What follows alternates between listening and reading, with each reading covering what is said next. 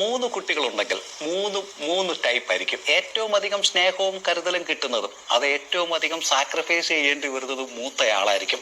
ഒരു ദിവസം പെട്ടെന്ന് ചേട്ടനോ ചേച്ചിയോ റോൾ മോഡലോ ഒക്കെ ആകേണ്ടി വരുന്ന അവസ്ഥ.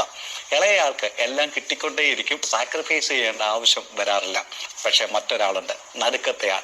സാക്രിഫൈസ് ചെയ്യാൻ വേണ്ടി ഒന്നും കിട്ടാറുമില്ല, ആളതിനെ പറ്റി ഒട്ട് ബോധേടുമല്ല. ഒരസുഖം വന്നാൽ മൂത്ത ആളിൽ നിന്ന് പ്രതീക്ഷിക്കുന്നത് ഒരു സൂപ്പർ ഹീറോ പെർഫോമൻസ് ആണ്. പറ്റുമെങ്കിൽ തന്നെത്താനെ എണീറ്റ് അടുക്കളയിൽ നിൽക്കുന്ന അമ്മയെ കൂടെ ഹെൽപ്പ് ചെയ്യണം. ഇളയയാളുടെ കാലിൽ ഒരു മുള്ളു കൊണ്ടാൽ പിന്നെ ഓപ്പറേഷൻ ഡോക്ടർമാർ ഓപ്പറേഷൻ. പക്ഷെ അവിടെ നടുക്കത്തെ റൂമിൽ മറ്റൊരാൾ കിടപ്പുണ്ട്, നടുക്കത്തെയാൾ.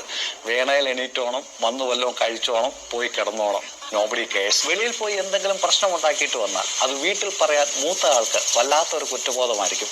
അച്ഛനും അമ്മയ്ക്കും എന്നിലുള്ള പ്രതീക്ഷ. അവർ വിഷമിക്കില്ലേ? ഇളയയാൾ ഒഴിഞ്ഞു മാറാറാണ് പതിവ്. ഞാനല്ലല്ലോ പറയേണ്ടത്.